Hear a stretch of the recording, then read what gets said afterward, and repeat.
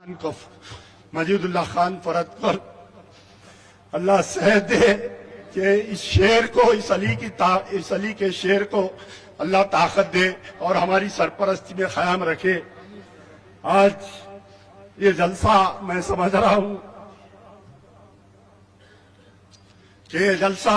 بہت قسمہ پرسی کی حالت میں بہت سازشوں سے اس جلسے کو اللہ تعالیٰ پار کرتا ہے۔ یہ جلسے میں ہم جو بھی مقرر کو بلاتے ہیں نت نئے ہم پر الزامیں لگتے ہیں، بڑی افسوس ہوتا ہے، لیکن جب جلسہ کامیاب ہو جاتا ہے مقرر آ جاتے ہیں تو میری ہمت اور بڑھ جاتی ہے، اور اللہ تعالیٰ اس گنہگار کو میں سمجھتا ہوں کہ تقریباً 25 جلسوں سے بڑھ کے اللہ تعالیٰ معتمد استقبالیہ رکھا ہے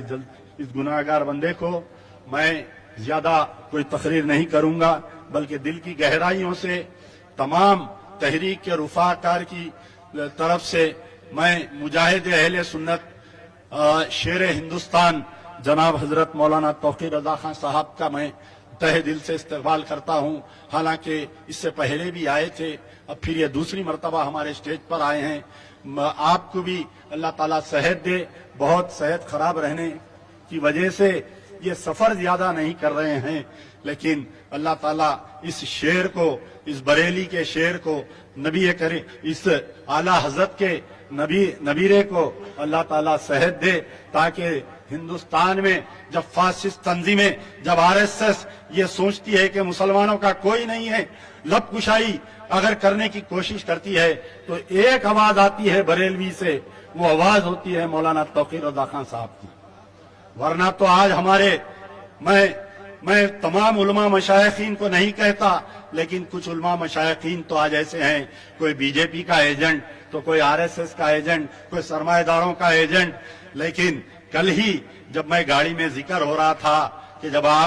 ہندوستان میں جب آپ اقلیتوں کی آواز لگاتے ہیں تو آپ تناؤ تقدیر ہو جاتے ہیں، آپ کو دوست احباب آپ سے کنارہ کش ہو جاتے ہیں، سرمایہ دار لوگ آپ کو دعوت میں نہیں بلاتے ہیں، لیکن آپ اپنی جگہ اللہ کے جنت میں بناتے ہیں۔ آپ اپنی جگہ جب آپ دنیا میں حق اور طاقت، حق کے لیے آپ جب لڑتے ہیں تو اور ایک بہترین مقرر ہمارے درمیان میں ہے۔ میں تمام جتنے لوگ ہیں ان سے گزارش کروں گا کہ آپ لوگ جو ہے کہ صبر سے بیٹھیے۔ آپ 3 بہترین مقرر آپ کے سامنے اور 1-2 شورائے کرام آپ کے سامنے میں پیش کر رہا ہوں۔ حضرت مولانا مفتی احسان چترویدی صاحب ہیں۔ کئی دنوں سے میری خواہش تھی کہ کوئی ایک چتروید کو اس جلسے میں بلاؤں، کہ آج غیب سے ایک چتروید، کیونکہ آج جو ہے اسلام کا جو غلط پروپیگنڈا کیا جا رہا ہے، اسلام کا اور مسلمانوں کا جو غلط پروپیگنڈا کیا جا رہا ہے، اس کو اگر صحیح معنوں میں اگر کوئی سمجھا سکتا ہے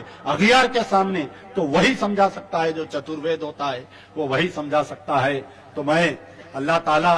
مجھ سے یہی پچھلا جو جلسہ تھا،